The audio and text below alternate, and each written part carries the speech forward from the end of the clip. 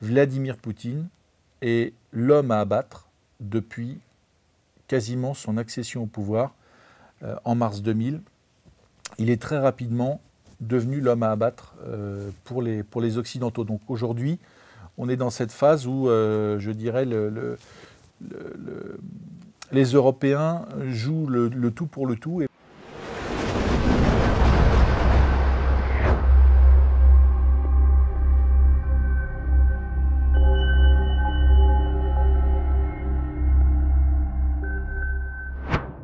Bonjour à tous et bienvenue dans une nouvelle émission d'actualité.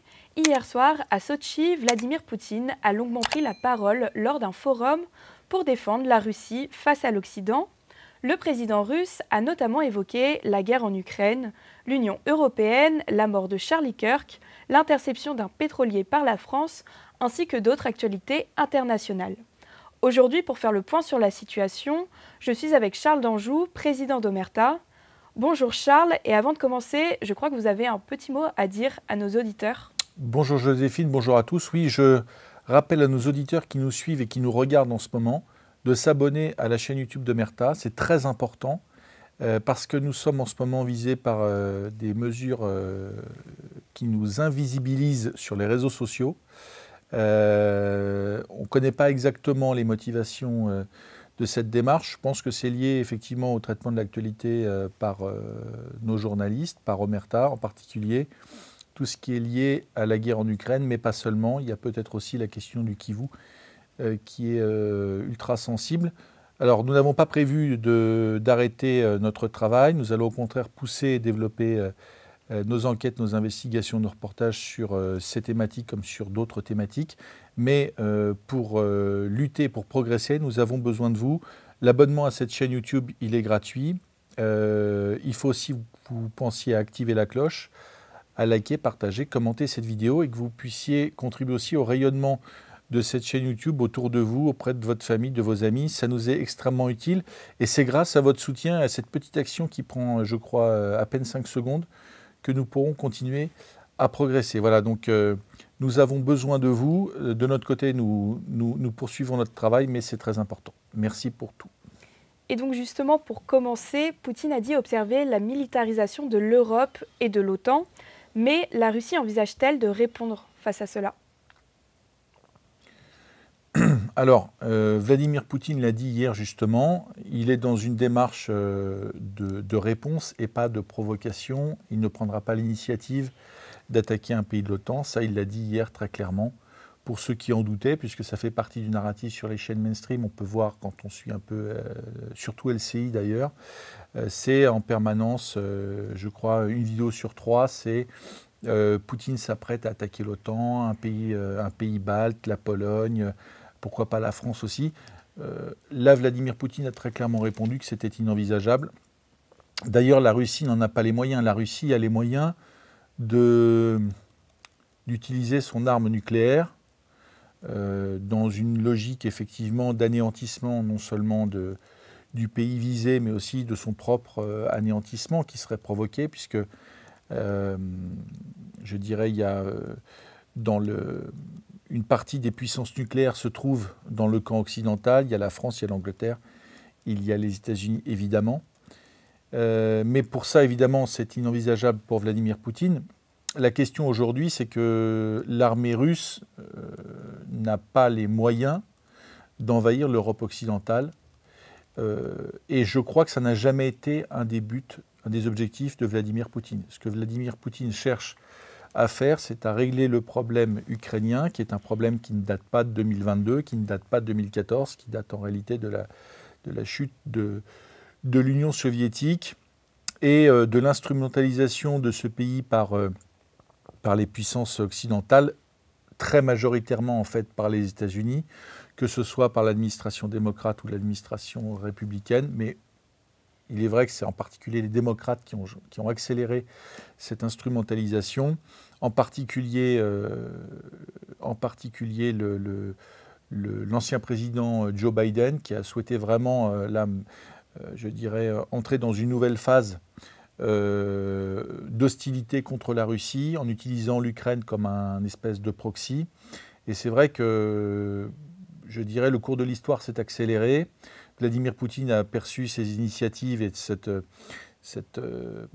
rapprochement de l'Ukraine avec les puissances occidentales comme une menace, et il a décidé d'intervenir pour neutraliser ce pays durablement. Voilà, donc il n'y a jamais eu de volonté de Vladimir Poutine d'envahir l'Europe occidentale, et je le redis, c'est militairement de toute façon impossible. Et donc la question se pose de pourquoi ce narratif revient en boucle sur les médias mainstream, en particulier les médias français. Et là, effectivement, il n'y a qu'une seule explication rationnelle, puisque Emmanuel Macron sait très bien qu'une invasion russe est impossible, compte tenu de l'état du front et des capacités que ça engendrerait. Et inversement, l'invasion de la Russie par les pays occidentaux est aussi totalement impossible. Donc, si ce narratif revient, c'est qu'il est utilisé par Emmanuel Macron, qui n'est pas stupide, comme, je dirais, un élément de langage visant à deux choses. Un, c'est une entreprise de fédéralisation des pays de l'Union européenne. On voit bien que lui, comme Ursula von der Leyen, comme d'autres, souhaite accélérer la perte de souveraineté des États au profit d'un super-État européen, doté maintenant d'une armée. Et la deuxième, c'est évidemment lutter contre cet ennemi idéologique qu'est la Russie. Ils n'ont pas réussi à faire tomber Vladimir Poutine, qui est soutenu par sa population, et donc il faut tenter, je dirais, d'humilier, de faire battre la Russie sur le champ de bataille ukrainien pour pouvoir, je dirais, affaiblir durablement la Russie. Il faut aussi rappeler que la Russie, pour je dirais, ceux qui poussent à la guerre et ceux qui ont radicalisé les politiques européennes et ceux qui soutiennent Volodymyr Zelensky, Vladimir Poutine est l'homme à abattre depuis quasiment son accession au pouvoir en mars 2000. Il est très rapidement devenu l'homme à abattre pour les Occidentaux. Donc aujourd'hui, on est dans cette phase où, je dirais, les Européens jouent le tout pour le tout et engagent un maximum de force dans la bataille pour essayer de contrer Vladimir Poutine, qui sur la scène internationale ne fait que progresser. Aujourd'hui, comment le Kremlin défend-il la vision de monde multipolaire face à l'influence occidentale ? Et pourquoi Poutine cherche-t-il à ménager Donald Trump alors que celui-ci semble critiquer régulièrement la Russie ? Disons qu'il y a eu un basculement, parce que les relations entre Vladimir Poutine et les puissances occidentales, bon nombre de pays occidentaux, dont la France, ont été relativement bonnes. Avec Jacques Chirac, les relations étaient très étroites. Ça s'est poursuivi, bon gré mal gré, avec Nicolas Sarkozy. Ça a commencé à se détériorer avec François Hollande. Et puis, il y a une période un peu d'incertitude avec Emmanuel Macron pour finalement aboutir à ce qu'on connaît aujourd'hui. Cette évolution des relations entre la Russie et bon nombre de pays occidentaux, on l'observe aussi avec l'Allemagne, par exemple, mais aussi avec l'Italie. On voit que depuis 2022, en réalité ça a commencé en 2014, les pays occidentaux se sont éloignés de la Russie, qui elle, de son côté, pas seulement pour des raisons économiques, mais finalement a décidé de participer, voire même d'initier à la recomposition d'un ordre international qui doit être aujourd'hui orienté vers la multipolarité. Cette initiative des Russes de se rapprocher des pays qu'on appelle, faisant partie du Sud global, de ce qu'on appelle le Sud global, deux pays africains où la Russie traditionnellement est quand même peu présente, surtout depuis la fin de la guerre froide, mais aussi de pays de l'Amérique du Sud. Ça a ouvert à la Russie de nouvelles possibilités, de nouveaux partenariats, de nouveaux mêmes alliés qui aujourd'hui lui sont très utiles dans sa guerre en Ukraine et sans lesquels cette guerre serait très difficile, voire même impossible à mener en 2025. Voilà. Donc, je dirais les Russes ont anticipé, ont très vite compris en fait qu'ils étaient la cible des élites occidentales, des médias occidentaux, d'une grande partie de la classe politique occidentale, et que cette hostilité en fait était dans une dynamique croissante et qu'il fallait préparer la suite. Et on voit bien qu'aujourd'hui, d'ailleurs, sur le plan économique, les sociétés étrangères, dont les sociétés françaises qui étaient très présentes en Russie, dans l'industrie, dans la banque, dans la pharmacie, dans les infrastructures, dans tout un tas de domaines, aujourd'hui ont laissé la place, mais que cette place n'est pas restée vide. Aujourd'hui, elle est occupée par des entreprises chinoises, des entreprises indiennes, des entreprises qui viennent d'un peu partout dans le monde. Même si, évidemment, c'est un tabou français, la France a conservé des relations économiques dans des secteurs extrêmement stratégiques, comme l'uranium enrichi, que la France achète à la Russie. Mais voilà, cette multipolarité aujourd'hui, pour les Russes, c'est finalement l'occasion d'isoler un peu plus les pays occidentaux. Au contraire, pour la Russie, d'étendre ses positions et d'étendre le champ des possibilités dans le monde entier. Et un des facteurs qui accélère cette multipolarité, c'est évidemment l'arrivée de Donald Trump au pouvoir, puisqu'avec la présidence Biden, on avait finalement face à la Russie un bloc occidental qui était soudé, qui allait dans la même direction. Aujourd'hui, l'élection de Donald Trump a créé une fissure dans ce bloc occidental. Et on voit bien avec les positions de Donald Trump qui parfois peuvent sembler incohérentes ou changeantes, ce qu'elles peuvent être aussi. Le monde occidental est quand même affaibli par rapport à la Russie. Et aujourd'hui, la voix des pays de l'Union européenne qui est restée consolidée et que les leaders tentent de consolider à l'extrême, finalement, dans le monde, elle est totalement isolée. Elle n'est pas reprise par des pays du Sud global, et même vis-à-vis, on l'a dit, des États-Unis, mais même vis-à-vis du Canada ou de l'Australie, finalement, les Européens, c'est vraiment c'est le dernier noyau dur, le dernier bastion, en fait, de ce que j'appelle ce bloc libéral-libertaire qui, en dehors des frontières européennes, n'a quasiment plus de prise. Alors, par ailleurs, des dirigeants américains ont sérieusement évoqué l'envoi de missiles Tomahawk à Kiev, dont la portée serait de 1600 km. Mais quelles conséquences cela pourrait-il avoir sur les relations entre les États-Unis et la Russie ? Oui, alors ça, c'est une nouvelle extrêmement inquiétante, parce que ces missiles Tomahawk ont une portée donc, de 2600 km, ce qui met Moscou, théoriquement, à portée de frappe de l'Ukraine. Alors, on ne sait pas bien d'où vient cette proposition. Ça pourrait être vraiment un tournant dans la guerre, parce que si Moscou est bombardé par des missiles Tomahawk, je pense que la réponse russe sera extrêmement radicale en Ukraine. Mais donc, on ne sait pas bien d'où elle vient. Il y a quand même, il faut noter, un lobby, y compris au sein du parti républicain, pro-ukrainien, pro-occidental et extrêmement anti-russe, russophobe, qui est quand même extrêmement puissant. Il y a le sénateur Lindsey Graham, notamment, qui est une des figures de proue de la russophobie aux États-Unis. On ne sait pas si c'est une sonde ou si c'est quelque chose qui est dans les cartons, qui a été approuvé par Donald Trump, mais ça pourrait être un tournant parce que, évidemment, pour le moment, les moyens balistiques donnés aux Ukrainiens sont quand même relativement limités.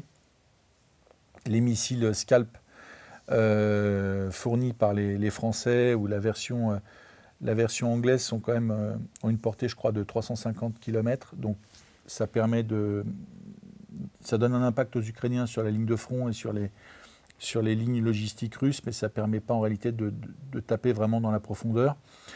Ce dont disposent aujourd'hui les Ukrainiens pour taper des villes qui sont plus en arrière du front, y compris même assez loin de la frontière ukrainienne, ce sont des drones de longue portée qui fonctionnent relativement bien. Mais là, les Tomahawks, ce serait vraiment un tournant. Donc, cette proposition, on ne sait pas si c'est une sonde, on ne sait pas si c'est un test, on ne sait pas si les États-Unis s'apprêtent véritablement à les fournir à l'Ukraine. Ce qui est sûr, c'est que si Donald Trump valide cette fourniture d'armement, là on sera dans un, je dirais, dans un nouveau tournant de cette guerre et des relations russo-américaines, et les Russes ne laisseront pas passer cette fourniture d'armement. Donc c'est une nouvelle qu'il faut prendre avec prudence. On sait quand même que les Ukrainiens sont en ce moment dans cette guerre communicationnelle extrêmement actifs et que leur objectif, c'est d'obtenir davantage, d'obtenir plus, notamment dans la fourniture d'armement. On voit qu'ils cherchent à forcer la main aux Américains, ils cherchent à forcer la main à Donald Trump pour que ces armements soient plus nombreux, plus efficaces, de plus grande ampleur. Et donc les missiles Tomahawk, ça fait certainement partie d'une initiative prise par Kiev et par les Européens pour essayer de forcer un peu la main de Donald Trump et le convaincre de fournir ces armements. Alors, autre question sur ce qui a été hier exprimé par Vladimir Poutine. Quelles pourraient être les répercussions diplomatiques de l'incident pétrolier entre Moscou et Paris? Pour rappel, la France a intercepté un pétrolier probablement russe au large de ses côtes. Oui, alors ce pétrolier, on l'a présenté, puisqu'il vient du port, il serait parti du port de Primorsk, qui est dans la région de Saint-Pétersbourg. On l'a présenté, ça fait 3 jours qu'on le présente comme un pétrolier dont on sait absolument tout et duquel seraient partis les drones ayant survolé le Danemark. Bon, en réalité, si on regarde les informations ce matin, ce qu'on sait, c'est que, contrairement à ce qu'a dit LCI, ce pétrolier est bien sous pavillon béninois, que c'est un pétrolier qui fait partie de ce qu'on appelle, je dirais, des bateaux enregistrés sous des pavillons de complaisance, et qu'à ce titre, il y a peut-être, dans la législation maritime, il a peut-être commis des erreurs, mais qu'à ce jour, aucune preuve de la présence de drones qui auraient été utilisés par les Russes pour survoler le Danemark n'a été prouvée. Cet équipage, d'autre part, n'est pas constitué.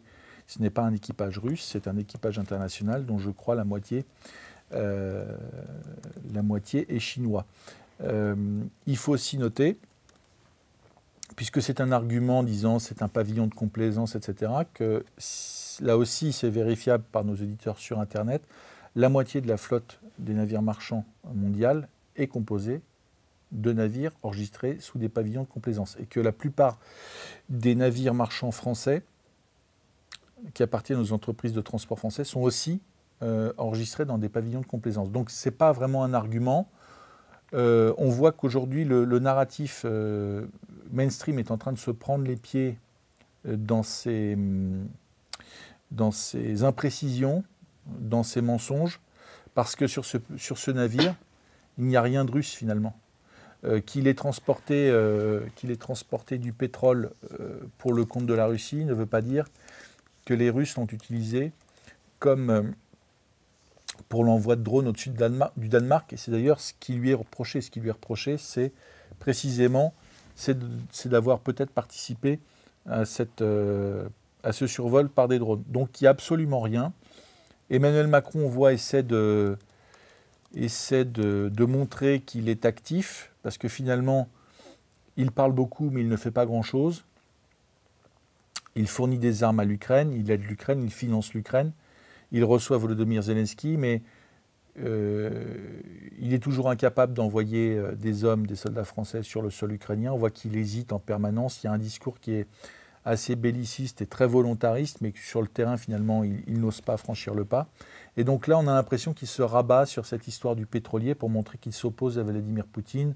On voit les images des commandos marines français qui montent sur le pétrolier, comme si il allait y avoir une arrestation de marins russes avec des armes, qu'on allait trouver des drones. En réalité, il n'y avait pas de Russes, il n'y avait pas de drones, il n'y avait pas d'armes. Donc il n'y avait rien.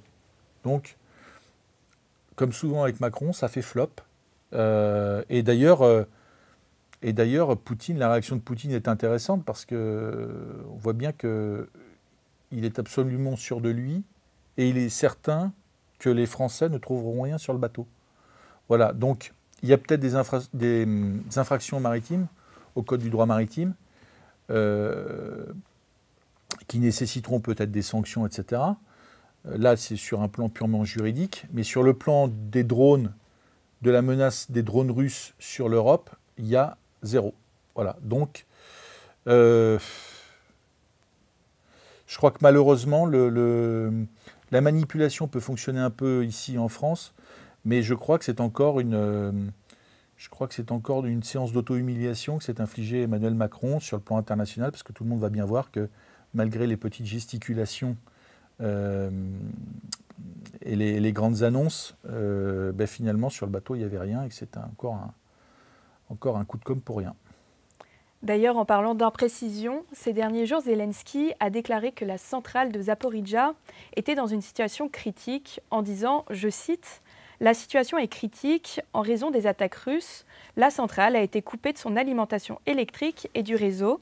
Elle est alimentée en électricité par des générateurs diesel, dont l'un d'entre eux ne fonctionne pas bien. » Alors de son côté, l'AIEA a déclaré et a répondu à Zelensky qu'il n'y avait aucun danger immédiat. Et donc, qu'est-ce qu'on peut penser des déclarations de Zelensky? Cette centrale de Zaporijjia, on la connaît bien chez Omerta puisqu'on a fait un de nos premiers reportages sur place en septembre 2022. Et on a bien vu que cette centrale, le périmètre de la centrale était bombardé, d'ailleurs comme la ville d'Energodar, régulièrement par l'artillerie ukrainienne et par des drones ukrainiens qui ne s'en prenaient pas directement à la centrale, au réacteur, mais qui essayaient en fait de perturber l'activité de la centrale électrique qui permet l'évacuation de l'électricité produite par la centrale elle-même vers les réseaux d'électricité. C'était déjà ce réseau, une station électrique à proximité de la centrale, était elle visée clairement par les Ukrainiens. Là, Zelensky qui cherche par tous les moyens à renforcer son opération de communication auprès des populations occidentales, du grand public qui ne connaît pas les détails de ce qui se passe sur le terrain, a essayé, je dirais, à penser que mentir une nouvelle fois sur la situation de la centrale, je dirais, serait, du point de vue de la communication, extrêmement bénéfique et que ça lui rapporterait des points. Le problème, c'est qu'il a été contredit par le directeur général de l'Agence internationale de l'énergie atomique, qui a dit que la centrale n'était absolument pas menacée. Et si la centrale, donc Volodymyr Zelensky a menti, la centrale n'est pas menacée. Je rappelle qu'il y a des équipes de l'AIEA sur place avec des spécialistes qui sont capables d'évaluer, qui ont les connaissances techniques et qui, d'ailleurs, travaillent aussi bien côté ukrainien que côté russe, ce qui veut dire qu'ils font leur travail honnêtement, qu'il n'y a pas de leur côté de manipulation. Ce sont des techniciens, des spécialistes. Mais leurs conclusions viennent contredire la déclaration de Volodymyr Zelensky, qui d'ailleurs oublie de dire que c'est l'armée ukrainienne qui, depuis la prise de la centrale par les Russes, bombarde cette centrale, le périmètre de cette centrale.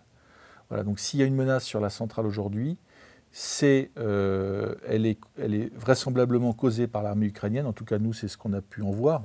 Dans le reportage d'ailleurs que nos auditeurs peuvent retrouver sur l'application Omerta, on a constaté que les tirs d'artillerie et la provenance des drones venaient du côté ukrainien. Voilà. Donc, c'est un mensonge de plus.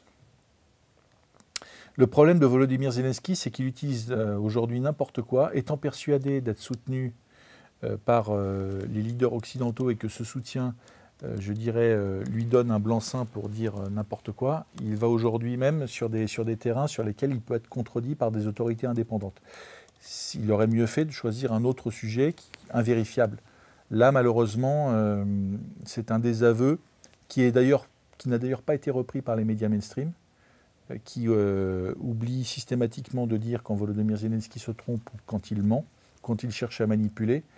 Là, effectivement, encore une fois, c'est comme Macron avec le pétrolier, je dirais, c'est le flop sur ce sujet. Alors, pour aller dans la continuité de vos propos sur les fausses informations données par le président Zelensky, est-ce que vous pourriez nous faire un point sur l'état actuel du front ukrainien ?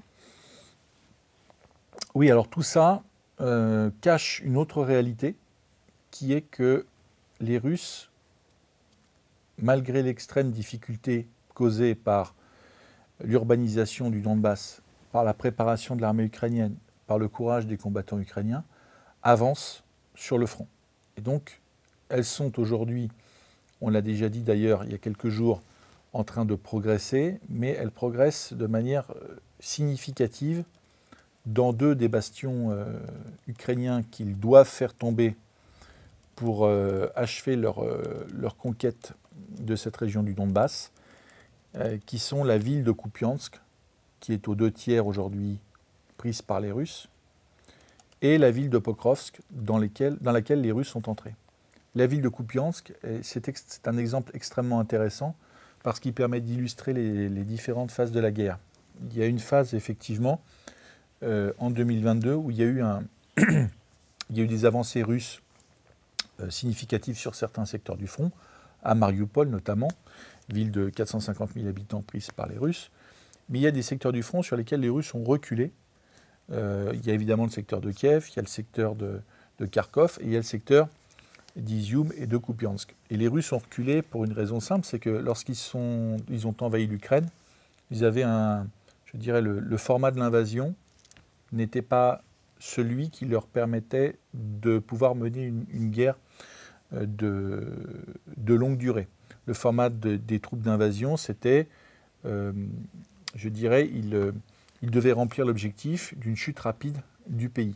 Donc, comme cet objectif n'a pas été réalisé, les Russes ont dû reculer d'un certain nombre de secteurs qu'ils ne pouvaient pas tenir, à moins effectivement de risquer un encerclement ou une destruction totale de leurs troupes sur place. Et le secteur de Kupiansk en fait partie. Les Russes ont occupé Kupiansk en 2022, ils s'en sont retirés parce qu'ils ne pouvaient pas tenir la ligne. Ça a été surmédiatisé par les médias occidentaux qui ont dit c'est la défaite russe, ils fuient, c'est la retraite, c'est la débâcle, etc. Les Ukrainiens ont repris Kupiansk et l'ont transformé en forteresse.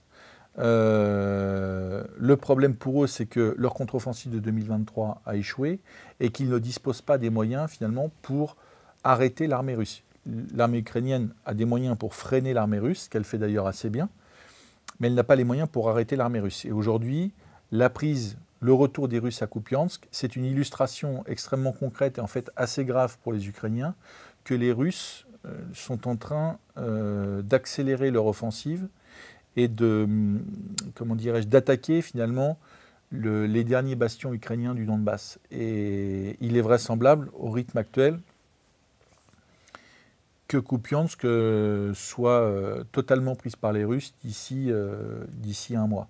Voilà. Et tout ça, évidemment, est caché aussi du grand public, parce que si on commence à expliquer que l'armée ukrainienne, malgré le soutien occidental, malgré l'argent fourni par les contribuables européens, par les contribuables français, n'est pas capable de résister aux Russes, et que finalement, alors qu'on dit qu'il ne faut rien céder à Vladimir Poutine de ses demandes territoriales en Ukraine, on s'achemine vers une défaite, vers une retraite de l'armée ukrainienne, mois après mois, et un aggravement finalement, une aggravation de la situation de l'armée ukrainienne, eh bien, c'est inassumable pour les Européens.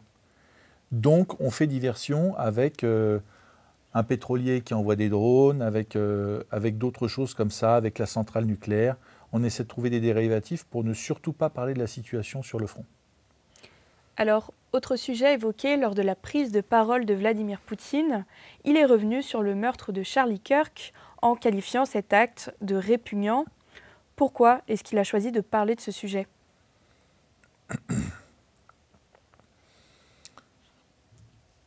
Donald Trump et ses soutiens font l'objet d'une opération de séduction de la part des Européens et des Russes. Les Européens et Volodymyr Zelensky essaient de les draguer, ou en tout cas de les manipuler, de les convaincre finalement de s'éloigner de la Russie, d'abandonner toute perspective de partenariat avec elle, et au contraire d'intensifier son aide, son soutien à l'Ukraine, y compris d'ailleurs certainement en adoptant la position de Joe Biden de fourniture gratuite d'équipements à l'Ukraine. Donald Trump n'est à mon avis pas dupe, donc il n'est pas du tout allé dans ce sens-là. Il a une position extrêmement modérée en réalité d'aide à l'Ukraine. Mais cette opération, elle a lieu aussi du côté des Russes. Et Vladimir Poutine, en parlant de Charlie Kirk, il ne fait qu'exprimer une conviction qui est ancrée chez lui, c'est que Donald Trump, sur le plan sociétal, est finalement quelqu'un qui parle le même langage que lui, et c'est finalement un allié des Russes contre ce monde woke, LGBT, progressiste, libertaire, libéral, on l'appelle un peu comme on veut, il y a plusieurs qualificatifs, qui agresse à la fois la Russie, mais aussi les conservateurs, les républicains et Donald Trump depuis très longtemps, puisqu'il faut rappeler que tous ces leaders européens auraient préféré une victoire de Joe Biden aux élections présidentielles américaines. Donc ce qu'il dit sur Charlie Kirk, c'est extrêmement sincère, et il sait que ça va être entendu et compris par les conservateurs américains, qui, quand on regarde un peu leur perception de la Russie qu'ils ne connaissent pas, puisque très peu d'Américains et très peu d'Américains de l'Amérique profonde ont eu l'occasion de se déplacer en Russie. Ce sont des gens qui ne voyagent pas beaucoup, qui ne connaissent pas le monde, qui sont extrêmement, je dirais, ancrés sur leur terre. Malgré ça, la Russie, Poutine et les Russes, comme c'est un peu l'ancien monde que les élites occidentales veulent faire tomber, finalement, c'est un monde qu'ils connaissent.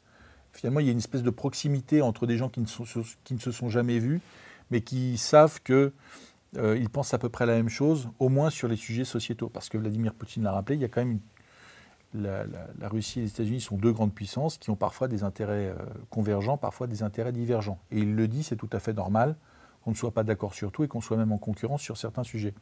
Mais sur ça, il y a une vraie communion, il y a une vraie adhésion des idées. Le logiciel sur les valeurs sociétales, le logiciel conservateur américain est extrêmement proche du logiciel russe sur la spiritualité, sur les